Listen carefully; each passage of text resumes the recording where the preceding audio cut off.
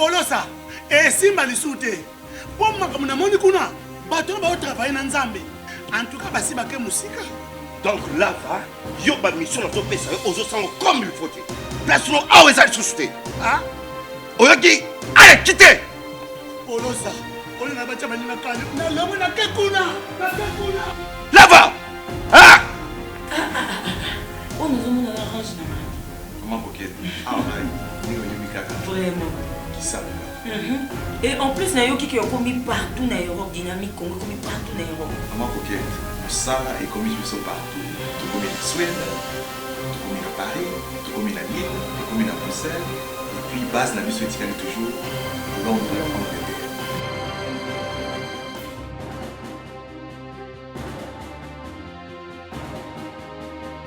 Biso na dynamique Congo, toza ko avancer na nkolo. Bonjour, je me nomme Afobagui. Bon, moi, ce que je peux dire,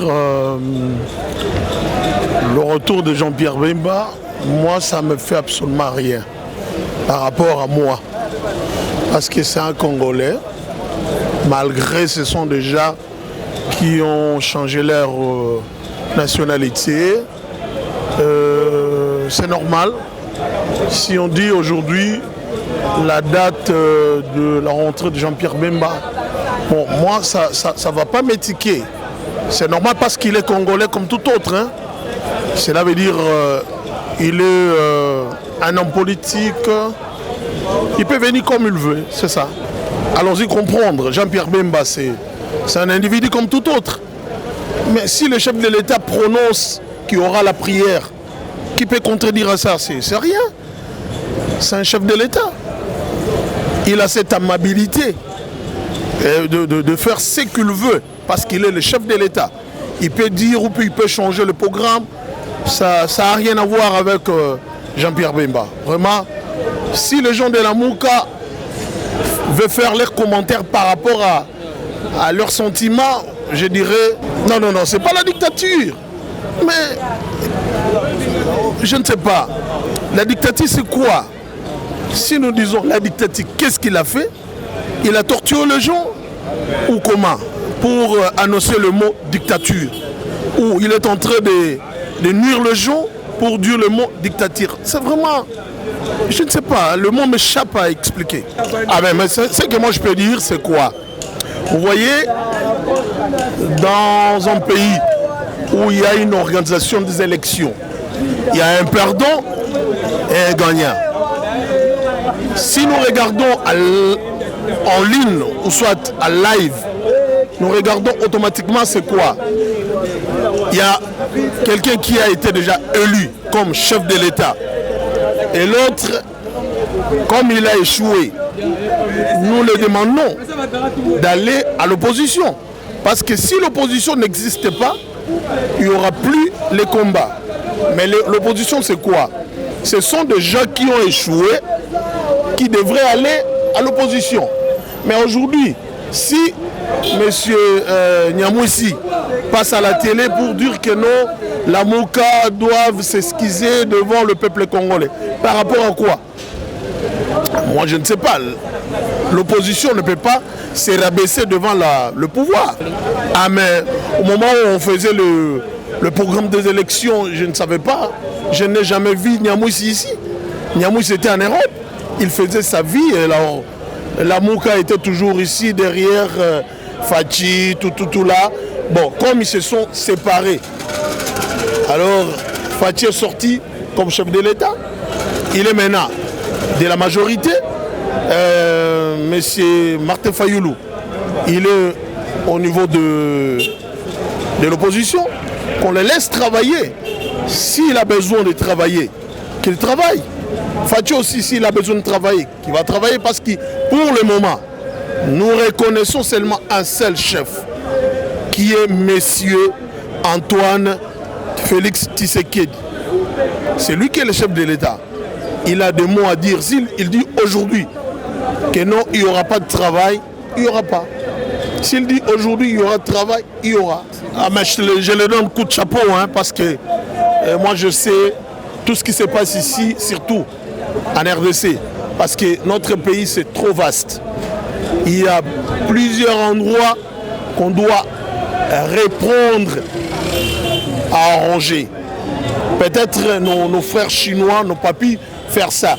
Mais maintenant, on a vite compris que nous, les Congolais, surtout l'OVD, a la capacité de faire tout dans notre pays. Pas seulement les étrangers.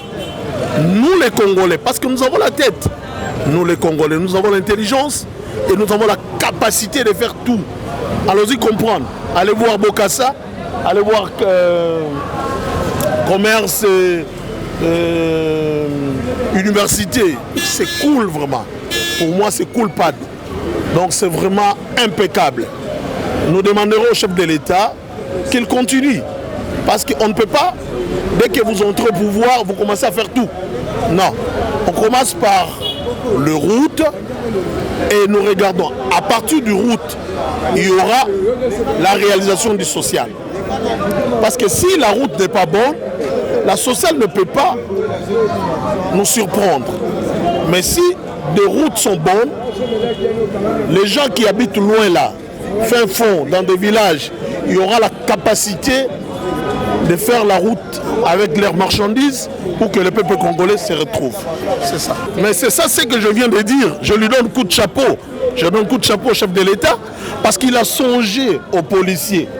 Il a songé aux policiers et aux militaires. Parce que c'est eux qui défendent le pays. Ils ont ces droits-là. C'est leur droit. Un policier ou un militaire a droit à bénéficier les soins médicaux gratuitement. Pas seulement le soi-disant, les chefs qu'on est en train de voir dans des télés, non. Les policiers et les militaires, y compris nos peuples congolais. C'est que je voulais demander au chef de l'État, lorsqu'il a prêté serment, il fallait qu'il donne une meilleure idée au peuple congolais. L'électricité, il pouvait nous donner même 3 mois seulement. L'électricité, y compris la régie des eaux, qui nous donne gratuitement. Comme le feu papa Laurent Désiré Kabila a fait pour la commune pour la juridiction de Tchango. Voyez, lui aussi qu'il prenne cette conscience-là de faire ça au peuple congolais. Et je sais, il sera vraiment aimé à tout le monde. Vraiment, je dirais que le chef de l'État, qu'on le laisse le temps de travailler. Parce qu'il a besoin d'arranger ce pays. Parce que le pays était dans le trou. Mais petit à petit, mollo, il a mis l'escalier pour faire remonter encore les histoires. Merci. Bonjour maman journaliste. Ouais, comme d'habitude, Gilles Nitou. Ouais, loba, moi trop. Bon, pour Nangaï, retour à Bemba le 23, c'est logique. Pour ça, Mboka Naye, balança qui a malgré bandé qu'on raté. Mais le 23 est commis. À zappé na meeting na triomphal Wande Tolanda qui commentaire y a ba presse. Bon, pour Nangaï, jour il y a prière au pasteur va organiser même le 23 on a un stade de martyrs. Ah, na évité ce qui pour nani ba makambango entre Mokili na Bonzambe comme ko sangana souvent. Pour exemple, au moins ils ont créé ba divergence na Mokili surtout biso na population. Pour Nangaï, mieux vaut que tout Nathan Otozali, soit moko ba reporter nini nae ba msusu ba sala, soit ba msusu ba sala pour ceux qui va se retrouver bango moko na même place triomphal na martyr ezaka esika moko. Alors il faut créer ba flamme monsieur ko ça bien te. Ou bien ba pasteur batika nanu makambo o balingi ba sala po bonzambe ba sangsaka jamais ténèbres na lumière.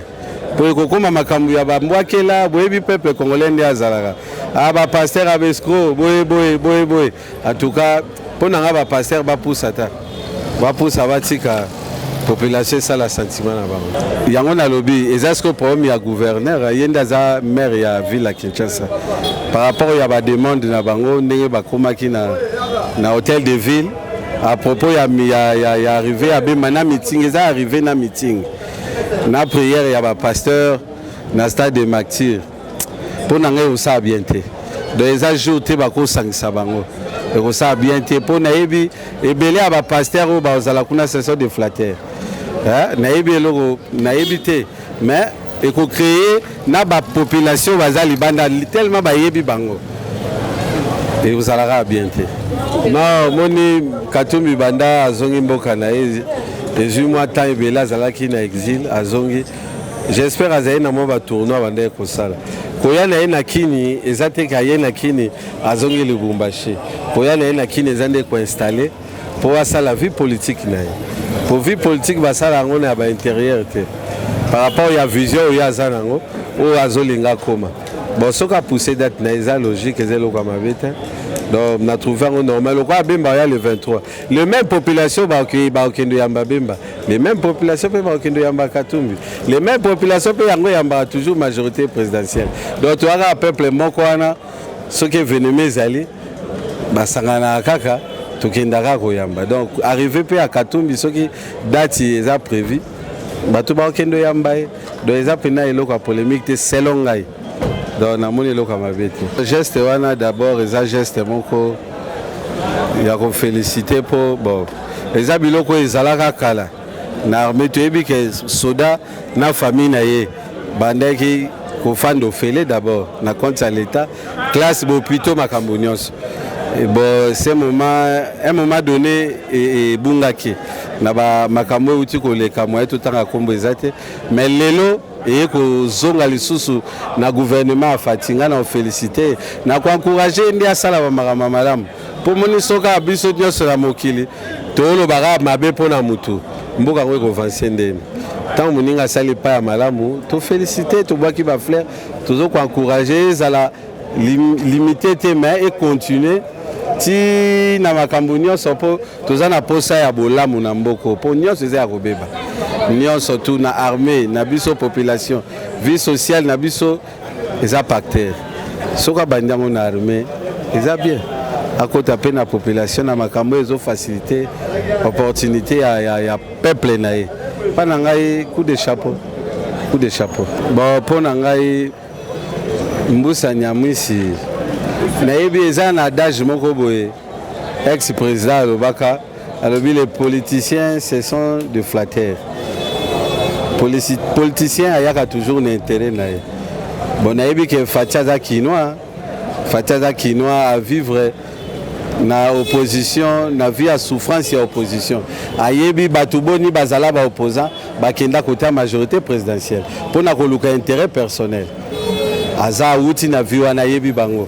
Toyebi pe ba misusu ne ya zawa na comme na bokondi. Bakoya pe lela zala na kana été.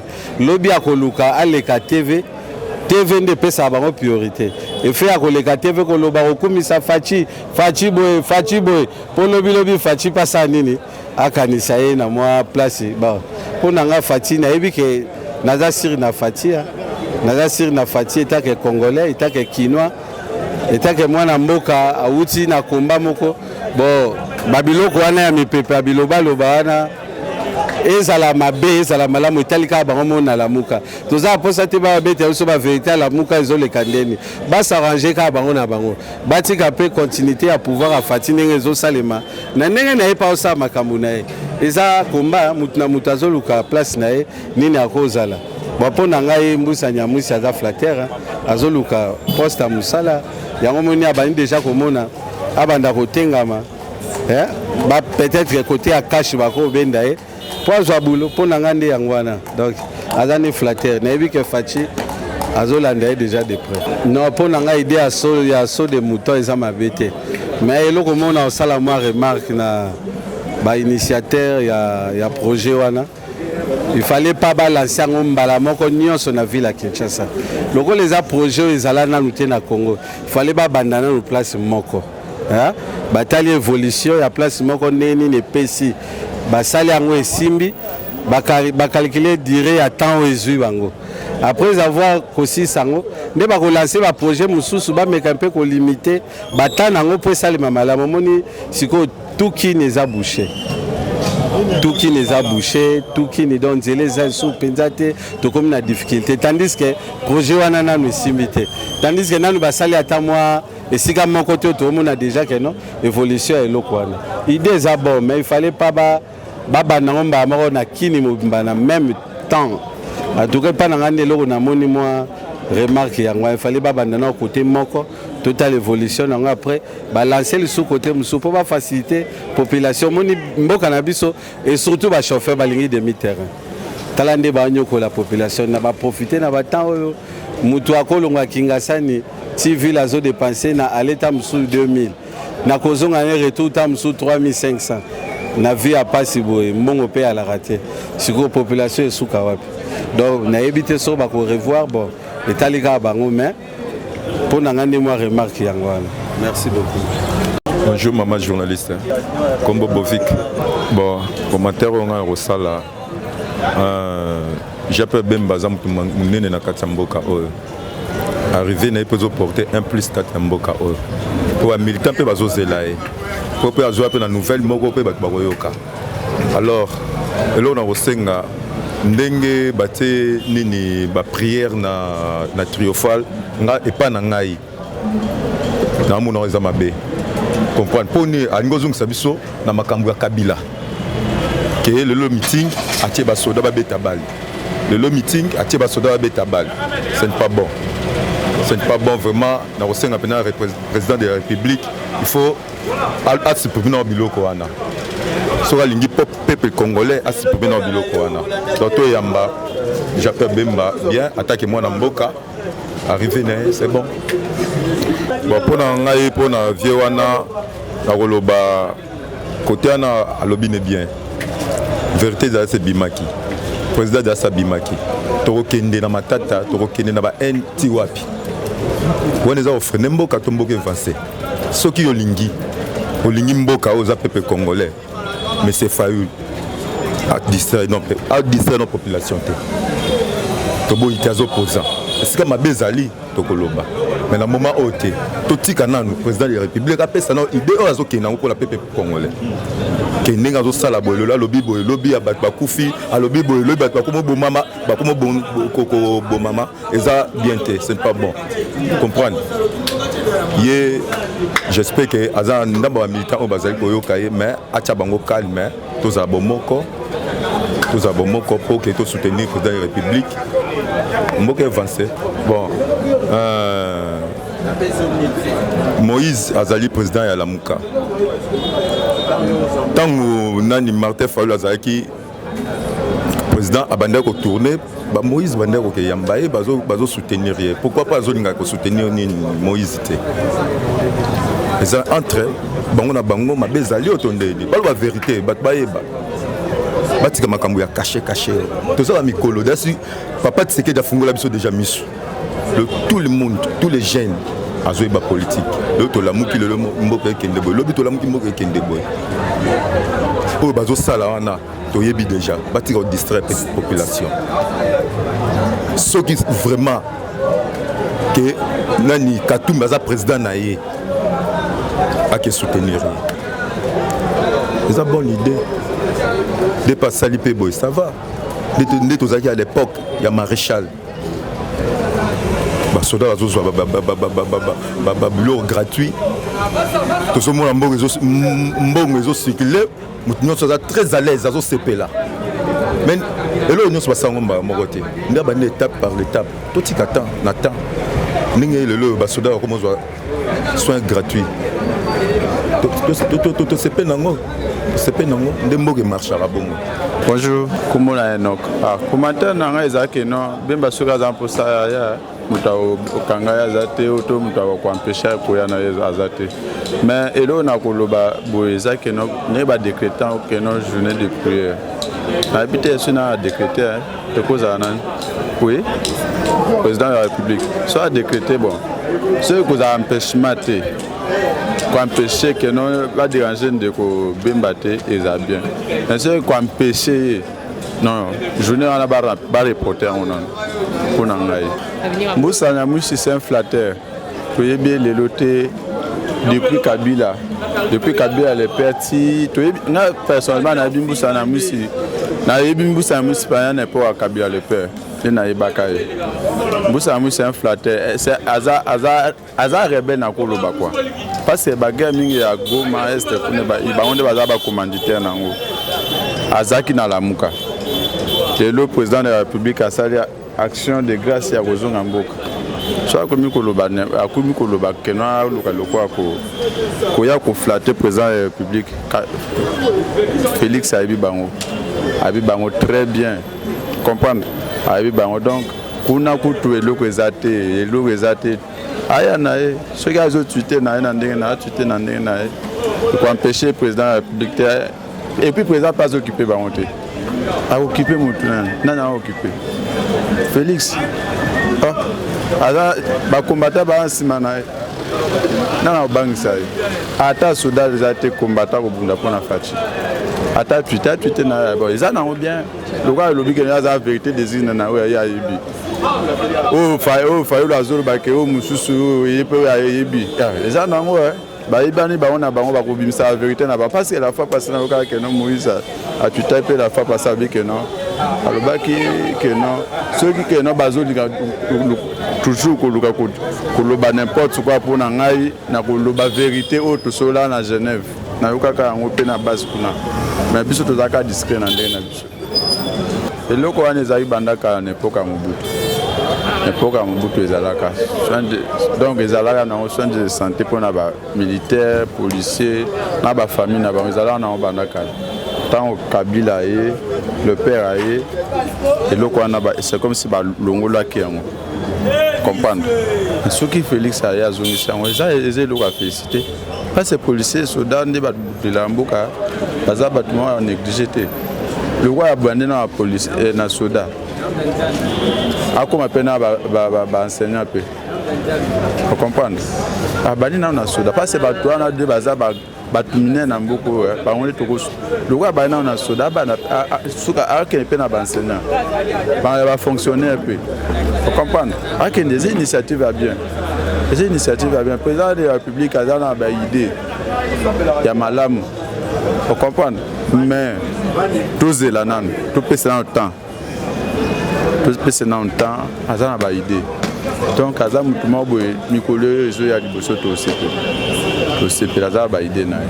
Bonjour, monsieur Patrick. Bon, pour nous les Congolais qui font pays par rapport à ça analyse de la dette wana moi complication qui est salamé la autorité pays ba me banaliser les 23 ans chef de l'état messe de grâce dans stade de Marseille Jean-Pierre Pima retourner na triomphal côté Serge Nezalaga alors et ça la bien on dit par rapport à nini ba militaire ya IDPS ba militaire MLC okutana bango wana ça va créer toujours des polémiques ça va créer des dégâts au moins examen propreté pour na vocabulaire ce qui moko ça le 23 chef de l'état de c'est lui le garant de la nation ce qui va permettre le Jean-Pierre Azonga avec autorisation Maramuto à repréférer tant le 24 les pays il doit diriger c'est pas de problème par rapport à inviter dans soit dégâts bloc moi bien entre les militants et ça la propreté pour na ngata congolais ce pays na moni quand même pas mais vocabulaire dette wana stade de Marseille triomphal ate bamosoa réflexion na grand et causer biso un problème na carte et ça la ma bien té pas mais vraiment kobongisa mo ba date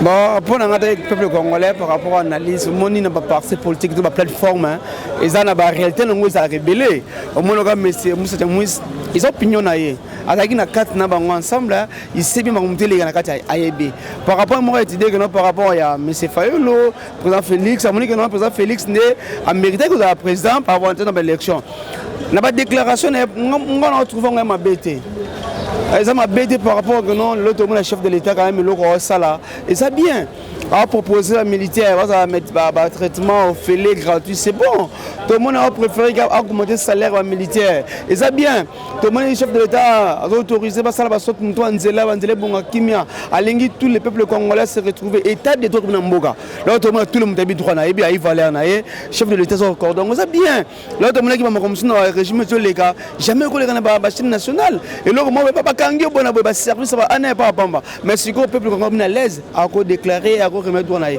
ce qui monsieur Moussa Moni que le bisa bongo ils sont opinionné ma bêta ils ont vérité ils ont ma bêta pour la besoin de ça même monsieur Fayolo à ça calme à travailler dans la fatigue pour hier mon amboka fatigue mon amboka si auto manini bango tu ba sika moko ba bien formé quand Etienne Tshisekedi au moins la guerre c'est célébrer l'élection to tika ba diversion ça na kabona ka hein tout ça eloko moko to combattre ne ba to ba linga bisa Congo pour Congo qui ne liboso c'est ça Congolais ngwana mboka za na kimia vie sociale changer ba Congo vivre bien classe de bien ba commerce ça na bango bien mboka mon évolution moko boy il y a besoin de soit Congolais donc on est tenté ba guerre politique oh boy ça c'est pas c'est ça la bienté oui pour nga lobby à Congo par rapport à un premier cas par rapport à un militaire na biso Congo au moins le militaire au Congo tous les Congolais de récupérer nango le côté militaire que ça la service boy a ça on ndenge batindi été pas faut bébé ça a ko yiba pour les militaires on se retrouver des lorsque chef de l'état militaire faut la somme médicale ndenge ofele yena famille ça bien peu qu'on sunga bango pour militaire dans la au bien après musto ke na militaire na bango très à l'aise kimia au corps pour ta lingité bilo ka mi lingité musto mona ka moi au méga sonné so boy par rapport à nous, se retrouver. Ce qu'on va proposer par rapport à ce médicament dans la gratuite, pour le soir congolais de Tikale. La première chose, c'est une vie sociale à Mbonga. Ceux qui payent Bongi, tous les Congolais venaient bien. Le gars va sauter mouton. Nakar no les grands la quarantaine. Attends na kala na kana démarrer ba mbouteillage ndengwana. Bima ipena ma campagne de pigeon, ba mbouteillage. Oya boyo tchang ba mbouteillage. Mais ça va sauter mouton et ko permettre biso colléga très bien. Et ça va venir à Congo. Des biloko la qualité de mon innovation pour mboka qui est liboso ce sont les Congolais pays évolué ndenge liboso donc on a pas toujours asimate faut biloko bongo ba pemsu to kenaka so ya nango et biloko ya nango la pemsu to kenaka ngala kana mboka msu na biloko les nango les jamais na Congo za kati mais donc na Congo mo sala mais ça biloko bien isa biloko bien mo ba Congolais biloko ka mongo ya so biloko sika mso malibana mboka to mona on a payé bien ka ba payé Afrique na na mona nango on bon et ça likamboke de ce pays là et on a mboka et ça nango bien évolution au Congo tout ça la ka bomoko ba konta ça leur bien c'est ça ce soit Congolais nous so pays se retrouver tout le monde a se retrouver c'est ça et ça m'a bêté témoignement na très content na missionnaire par rapport à Senga pardon mon chef de l'état c'est le garant de la nation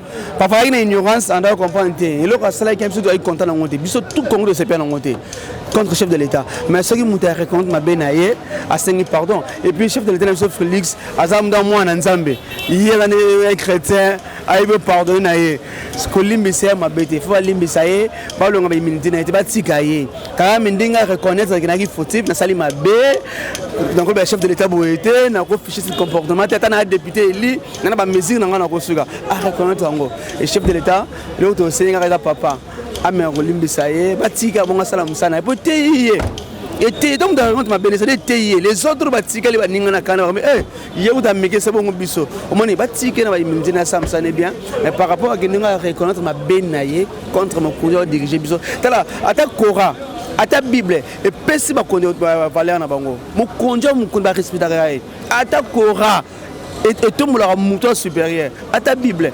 Quand il y a une ignorance, chef de l'État, tous les Congolais qui sont contents, tous les Congolais, attends ma province qui m'a bé, mais le corps reconnaît qu'il m'a bé, il faut limiter. Nous sommes limités. Quand on a président pardonne pas.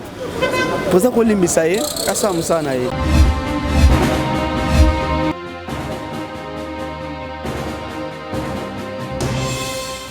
Patron n'a Apollo ça. Et si malisuté. Pour moi comme na moni kuna, patron va travailler dans Nzambe. En tout cas, si baké musika. Donc là, yo ba mission to pesa aux autres comme il faut. Place nous a ouais ça société. Ah? Oyoki, allez quitter. Polosa, on n'a pas jamais na kana. Na lomo na kekuna, na kekuna. Là-bas. Ah!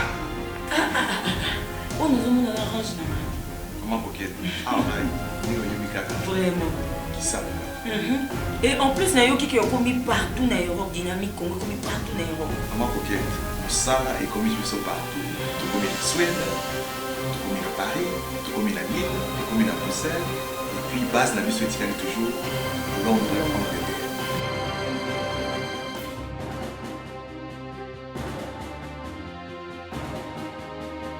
Biso na dynamique Congo, toza ko avancer na nkolo.